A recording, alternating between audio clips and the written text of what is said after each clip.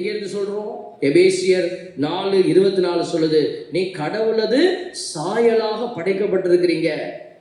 முகம் மாறுதுங்க, முகம்லாம் மாறி இருக்கு. ஒருத்தர் மூஞ்சி மாறி ஒருத்தர் இல்லை.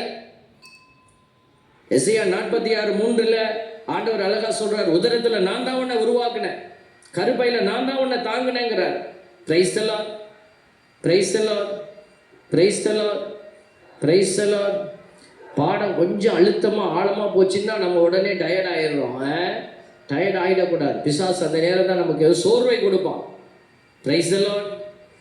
ஆமாம், இப்போது நம்ம படைக்கப்பட்ட பொழுது நம்ம கடவுள்கிட்ட கேட்டோமா, என்னை வெள்ளையாக போடு சாமி, கொஞ்சம் சிவப்பாக போட்டுருங்க சாமி, இந்த ஊரில் ஒரு பையன் நம்மளை மதிக்காமல் போயிடுவான் அப்படின்னு கலர்லாம் கேட்டு வாங்கினீங்களா? என்ன பிரதர் நீங்கள் கேட்டிங்களா சிவப்பாக இருக்கணுமான்னு? இல்லை நான் இந்த கலரை கேட்டேன்னா, அப்படி ஒரு சாய்ஸ் கொடுத்துருந்தா இன்னும் கொஞ்சம் நல்லா கேட்டிருக்கலாம். அதனால தான் பைபிள் ஆண்டவர் சொல்கிறாரு, இந்த மூஞ்சி நீ கேட்டு வாங்கல, அதனால நான் அப்படி இருக்கனே அப்படின்னு நீ தாழ்வு மனப்பான்மைக்குள்ள போக தேவையில்லை. நான் கருப்பாக இருக்கிறேன், அது நான் கொடுத்துக்கிட்டது இல்லை, அவர் போட்டது. சிவப்பாக இருக்கிறேன் அப்படின்னு அப்படி நிமிந்துக்கிட்டுலாம் நடக்காத.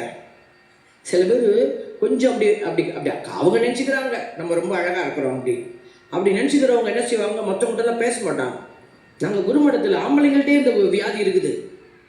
குருமடத்தில் சில பிரதர்ஸ் எல்லாம் பார்த்தீங்கன்னா கொஞ்சம் சிவப்பா கொஞ்சம் அப்படி இப்படி இருந்துட்டாங்கன்னா பேச மாட்டாங்க நம்மளோட.